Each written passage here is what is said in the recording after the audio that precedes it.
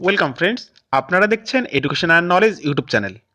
গতকাল একটি ভিডিওর মাধ্যমে আমরা এক অসহায় প্রাথমিক শিক্ষকের অবস্থার কথা তুলে ধরেছিলাম, যিনি গত 2-3 বছর আগে এক অ্যাক্সিডেন্টের মাধ্যমে তার সারা দেহ পঙ্গু হয়ে যায় এবং মেডিকেল বোর্ড তাকে 100% ডিজেবল ঘোষণা করেন।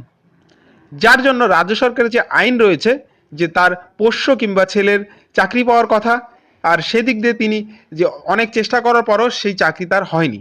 আর এ প্রসঙ্গে আজকে আনন্দবাজার পত্রিকায় সেই খবরটি প্রকাশিত হলো এবং তার সঙ্গে তিনি যে মেইলটি করেছিলেন ডিপিএসসিতে, সেই মেলেরও একটি প্রতিক্রিয়া পাওয়া গেল।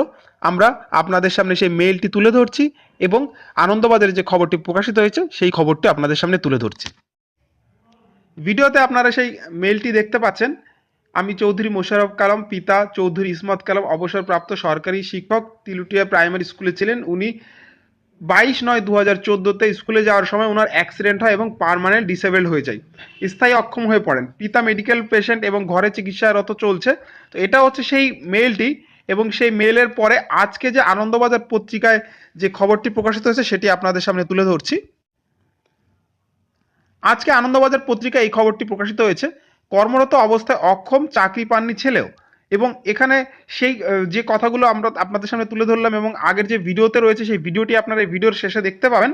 এবং সেখানে লাস্টে দেখুন, জেলা প্রাথমিক স্কুল বোর্ডের চেয়ারম্যান প্রলয় নায়ক বলেন, ইমেলে ওই শিক্ষকের ছেলের আবেদন পেয়েছি, আবেদন খতিয়ে দেখে সরকারি নিয়ম নীতি মেনে বিষয়টি সহানুভূতির সাথে বিবেচনা করা হবে।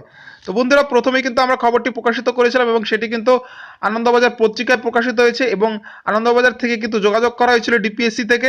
তারপর কিন্তু এই উত্তর পাওয়া যায়। এবার এটাই দেখার তিনি চাকরি পান কিনা। এবং পরবর্তী ভিডিও পেতে এবং অন্যান্য খবরের জন্য চ্যানেলটি অবশ্যই সাবস্ক্রাইব করুন।